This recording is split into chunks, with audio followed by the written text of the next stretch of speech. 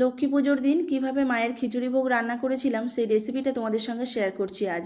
তো নিয়েছি এখানে 200 গ্রাম মুগ ডাল আর 200 গ্রাম গোবিন্দভোগ চাল। তো ডালটাকে আগে খুব ভালো করে ভেজে নিতে হবে, ডালে থেকে সুন্দর গন্ধ বেরোলে ডালটাকে নামিয়ে ঠান্ডা করে ধুয়ে নিতে হবে 2-3 বার। তারপরে চালটাও ভালো করে ধুয়ে নেব। ডাল অর্ধেক সিদ্ধ হয়ে গেলে চালটাকে দিয়ে দেব। এদিকে কড়াইতে তেল দিয়েছি, তড়কা দেব।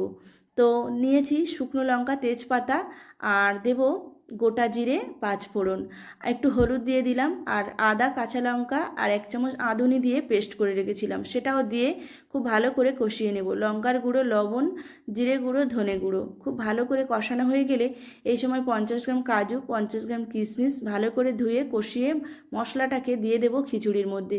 খিচুড়িতে সব কিছু সিদ্ধ হয়ে গেছে। 2 চামচ চিনি দিয়ে দেব, দিয়ে ভালো করে এটাকে মিশিয়ে দিতে হবে। আর মেশানো হয়ে গেলে নামানোর একটু আগে বেশ ভালো করে ঘি দিয়ে দিতে হবে। ঘি দেওয়া হয়ে গেলে একটু গরম মশলা গুঁড়ো দিয়ে দিতে হবে। তো এইভাবে মায়ের ভোগ রান্না করে কালী পুজোতে নিবেদন করতে পারেন মাকে। খেতে অপূর্ব হয়, এই ভোগের স্বাদ অতুলনীয়। যদি ভালো লাগে